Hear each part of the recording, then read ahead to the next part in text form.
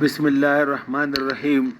I'm Dr. Mohibullah Wazir, and the topic is the ligaments of the hip joint.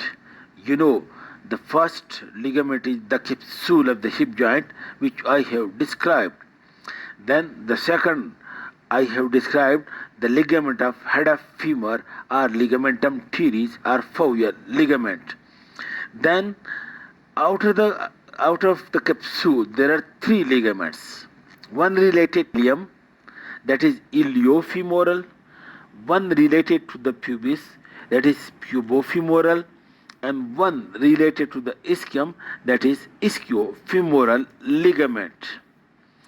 Out of this, the iliofemoral ligament is the strongest one, and this iliofemoral ligament, it is triangular in shape.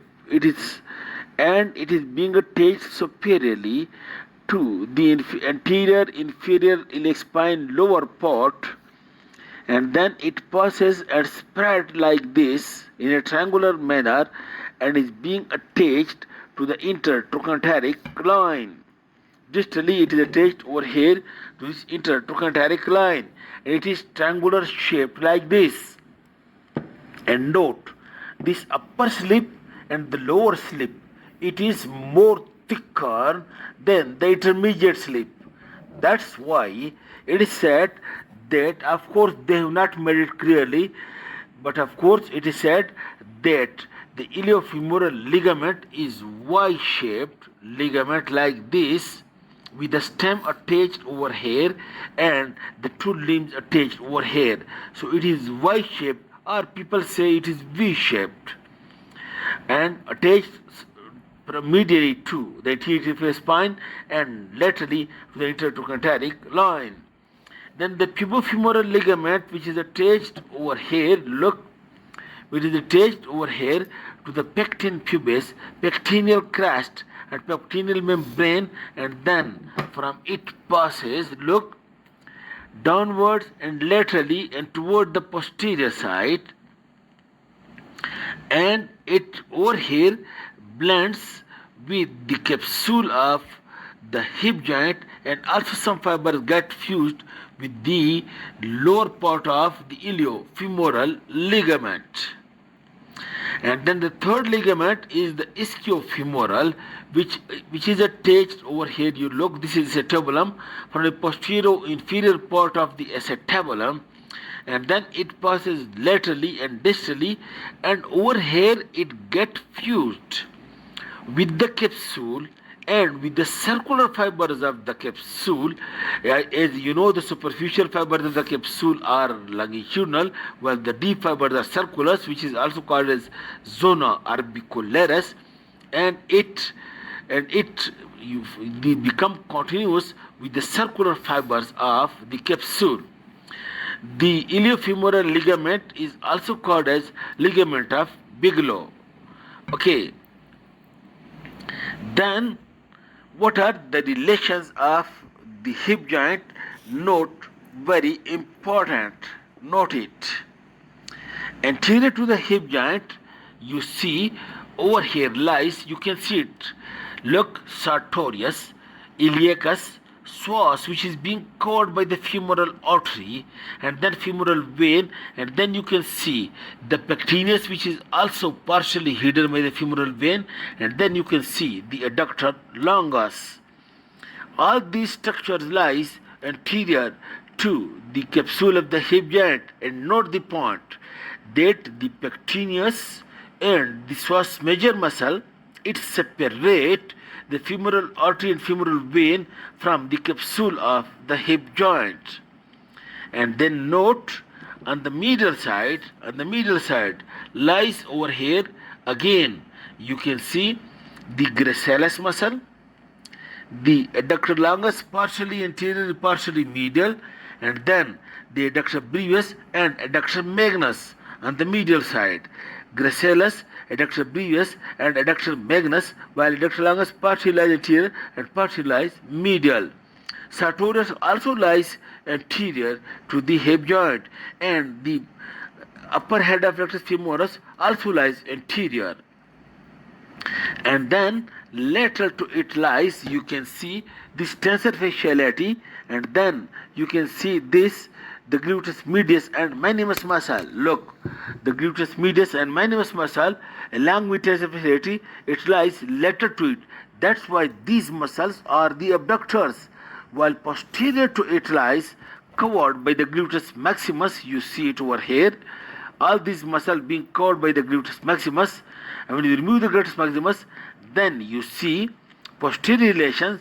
You can see the hamstring muscles, and then you can see the femoral nerve, and then you can see this piriformis, and then you can see the gemellus superior, and then you can see the obturator internus and gemellus inferior, and then the quadratus femoris.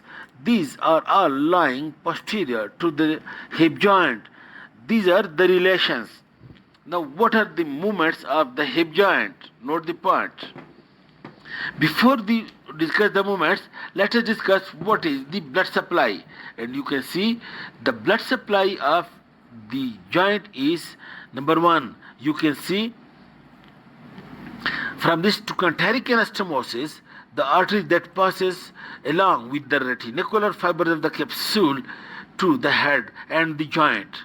From the medial side, the obturator artery, the branches, the acetabular branch of the obturator artery, which passes along the ligament of head of femur.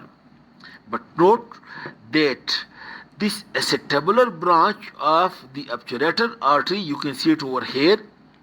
This is the obturator artery, and this is acetabular branch which enters into the joint through the acetabular notch. And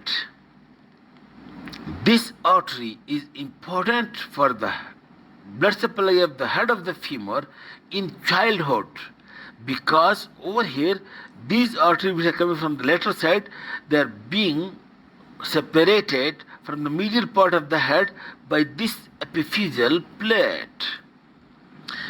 And that's why they say that after 7 years of age that the acetabular branch they say they get atrophied, but no, people said that in surgery of the hip joint, the bleeding still occurs from the acetabular branch, so it may be that extent for a long time. Okay, while the nerve supply of the hip joint is, over here, look, the femoral nerve from medial side, the anterior region of obturator nerve, and from posterior side, look, this sciatic nerve and the superior and inferior gluteal nerve, all nerves around it supplying the muscles. It also supplies the hip joint. Okay, now what are the movements of the hip joint? It is a multi-axial synovial joint of ball and socket variety. That's why almost all movements are being permissible at the hip joint. Now what muscles? Look, this is the flexion of the hip joint in the anterior direction. So all the muscles lying anterior to the hip joint, they are responsible for the flexion.